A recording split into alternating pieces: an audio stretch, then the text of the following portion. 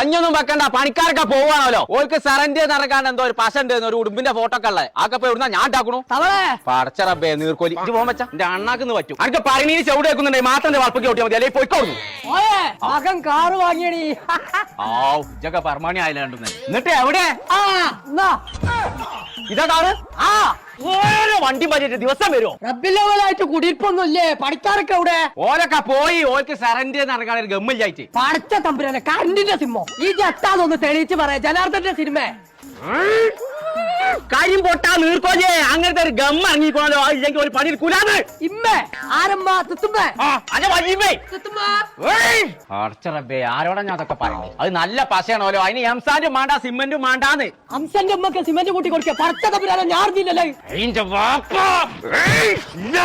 അംസന്റെ അമ്മ സിമെന്റ് കൂടി കൊടുക്കല് അതാണ് അല്ല കോയ, ഏത് ബസ്സാന്നാ പറഞ്ഞേ?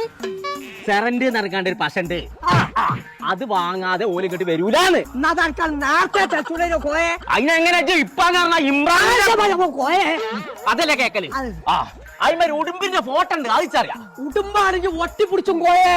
അതന്നെ ഞാനും പറഞ്ഞിട്ട് നല്ല ഒട്ടണ പശയാണല്ലോ, അതൊന്ന് കണ്ടുപിടിച്ചണം. അപ്പൊ ചങ്കാളെ ടൈൽസിന്റെ പണിയെടുക്കണ മുത്തുമണികളൊക്കെ സെറന്റ് എന്ന് പറഞ്ഞ ഗമ്മ് ചോദിച്ചു വാങ്ങിക്കൊള്ളിട്ടോ. ഒട്ടിയാ പിന്നെ പറിച്ചാ കിട്ടൂല. അപ്പൊ ഈ സെറന്റ് എന്ന് പറഞ്ഞ കമ്പനി തന്നെ സെറന്റ് അപ്പോക്സി ഉണ്ട് കേട്ടോ. അപ്പൊ കേരളത്തിലുള്ള എല്ലാ ടൈൽസ് കടയിൽ പോയി കാണും സെറന്റ് ചോദിച്ചു വാങ്ങിക്കൊണ്ടു.